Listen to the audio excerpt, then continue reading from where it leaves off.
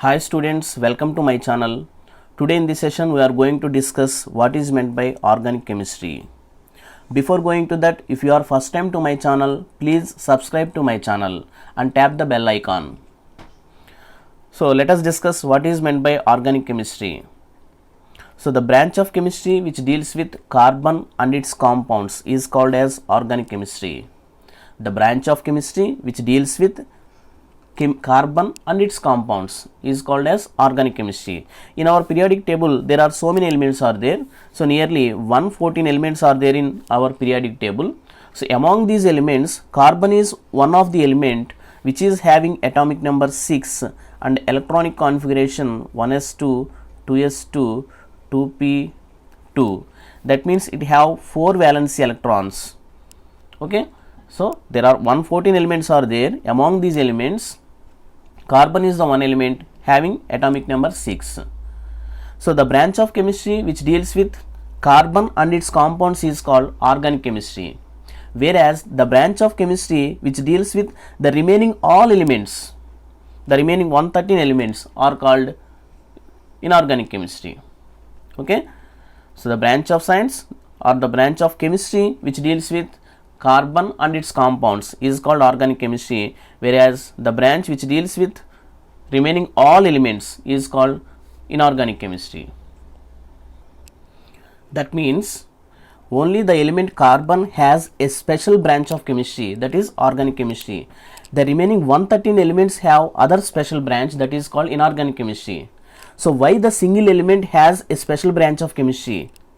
Because this carbon and its compounds have extended chemistry. That means there are so many elements or there are so many compounds can be formed by using this carbon. So that's why this carbon has an extended chemistry. So the main reason for the extended chemistry of this carbon is mainly 4 reasons. Let us discuss those 4 reasons one by one.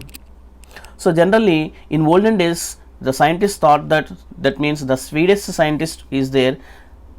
Here is that one, Berzelius. So he is the one of the Swedish scientists. He thought that the organic compounds are obtained only from the living organisms. That means those organic compounds cannot be synthesized in laboratory. So those can be obtained from natural sources. That means either from plant sources or animal sources. So that means those cannot be synthesized in the laboratory. So he concluded that, Berzelius concluded that the organic compounds can only obtain from living organisms. So the remaining compounds, that is inorganic compounds, were obtained from non-living sources, that means from minerals. So minerals are obtained from the rocks or some during excavation. So we can obtain so many minerals. So all those minerals comes under the class of inorganic compounds. Those are non-living compounds. Okay, so the non-living compounds are called as inorganic compounds, whereas the living organisms or living compounds consists of organic chemistry. So they thought like that in olden days, but after several days, Friedrich Höller synthesized an organic compound. He synthesized an organic compound in laboratory by using ammonium cyanate. So by using ammonium cyanate,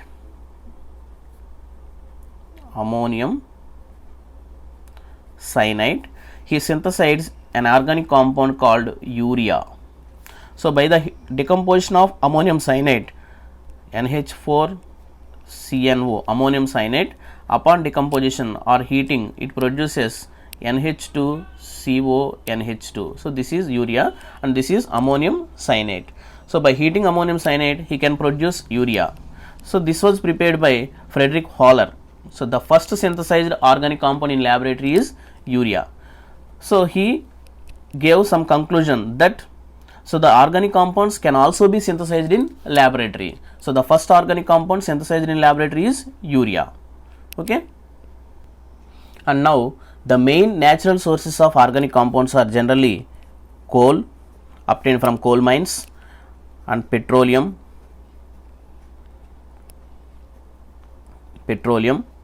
and some natural gas, and animals and plants. So these are the natural sources. So beyond that we can also synthesize from laboratory. Okay, so in this way Frederick Holler synthesized the first organic compound, that is urea. So the main point is here, the carbon, the only element carbon has an extended chemistry. So that's why this carbon chemistry can be considered as organic chemistry, and it can be considered into separate branch. So why we have considered this chemistry of carbon compounds into separate branch? Because it has an extended chemistry. So why this has an extended chemistry? So there are mainly 4 reasons. So what are they? The first one, to have an extended chemistry for carbon compounds is, the first one, catenation.